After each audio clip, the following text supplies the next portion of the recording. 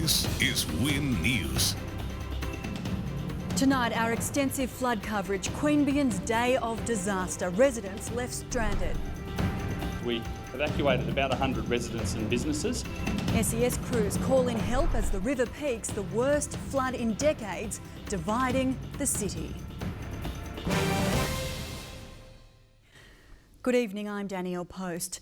Queanbeyan and the Palerang Shire have been declared natural disaster zones. A full-scale evacuation started early this morning, the river peaking hours before it was predicted to. Widespread flooding has caused extensive damage. Erin Bell with this report. The rain came down, floodwaters swallowed the city. It's a dramatic day for Queanbeyan. Evacuation started early, Queanbeyan split in two. Boats rescued families isolated by the floodwaters. I don't know that it'll actually reach the house, but better safe than sorry. We've just been told basically, we've got to get out and we're just waiting. We've got everything in the car ready to go. SES crews door knocked to get residents out. 10 streets were evacuated as the water level steadily climbed. The plaza was no longer riverside, it became part of the torrent. While the town's leagues club was barely recognisable. A crane moved caravans out of the path of the raging river. School was cancelled. It just looks like a big puddle of water everywhere. Those who couldn't get to work lined the streets to see the force of Mother Nature. Floodwaters rose quickly this morning after more than 100 mils of rain fell across the region. The Queanbeyan River reached 8.4 metres at midday, but officials say rising dam levels and more rain could cause the river to swell even more. With that fear and after damage assessments came this announcement. We've declared the Palerang Shire, which is the neighbouring shire, and also Queanbeyan to be natural disaster areas. Adding to the growing list of disaster zones across the state. Those stranded by the 1 in 20-year floods are in good hands. We'll be starting to cook our sausage sandwiches and there's tea and coffee available and the tea and bickies and stuff like that. But tonight might not be so comfortable. Many will have to stay away from their homes, taking shelter in 3 evacuation points around Queanbeyan.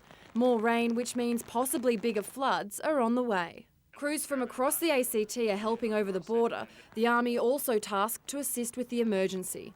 And whilst there's a big clean-up ahead, people are being told to stay away from the flood zones. Floodwaters are incredibly dangerous. We've already lost a life in this flooding and we don't want to lose any here. Erin Bell, WIN News.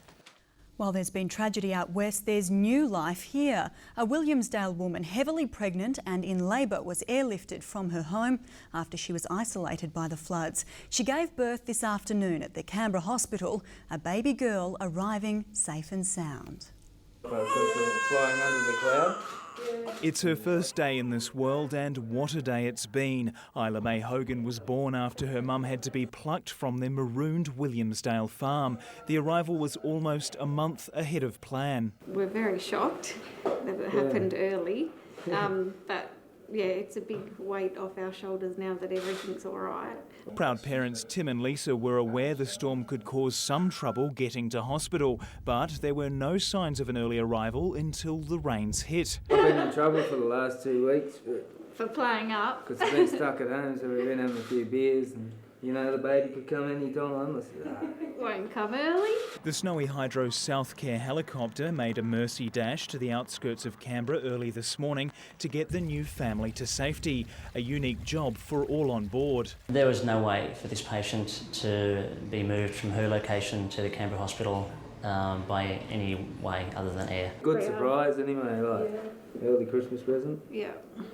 The Hogans were just one family left stranded on the outer edges of town by the deluge. Farmers along the Burra Creek have been penned in. Today, the Woodgens made the best they could of unusually high water levels. We were woken at about 3:30 by basically the sound of roaring rivers. The water destroying fences and sheds and putting livestock at risk of drowning. The downpour also tore gravel roads apart, leaving many properties inaccessible once the waters subsided. It was very windy and the rain was really loud, and so we knew we were in for a bit of a shock this morning. The hill behind us, there's a fair bit of runoff off that, and a couple of spots where that concentrates is pretty bad, and where a couple of dams overflow. While residents in Captain's Flat have also been cut off by rising waters, which turned the local bowls club into a fishing hole.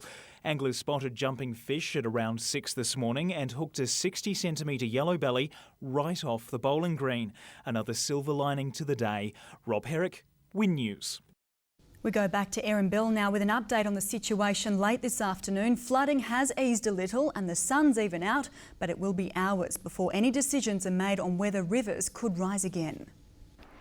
Well, water levels here at Queanbeyan River really seem to have eased off this afternoon. There has been a break in the weather, giving SES crews a chance to get on top of things, and residents are also seeming a bit more at ease. Now, at one point today, water was reportedly gushing almost a metre over the edge of Googong Dam. That's now dropped off and relieved pressure into the river as well. Now, SES crews are still receiving calls for assistance, mostly regarding roadblocks and home evacuations. At this point, most of those roadblocks are still in place, but emergency crews are hoping they'll be able to assess the risk during the evening and allow some residents back into their properties tonight. Now, there should be 1 or 2 active SES crews working tonight. They'll be on watch along with several volunteers and members from the Australian Defence Force, so it seems Queanbeyan residents really will be in good hands tonight. Erin Bell there with an update on the flooding situation. The SES, the Army and emergency crews from the ACT will be working around the clock tonight to make Queanbeyan and Palorang as safe as possible. There are more than 600 volunteers working in all parts of the state. Early damage assessments have been made, but it could be days before a final estimation can be delivered. The damage bill, however, is tipped to exceed $50 million. Trees suffered a lot of today's damage, so Lake Burley Griffin was far from picture perfect, although it was quite a sight full of debris after the heavy rain and increased stormwater flows.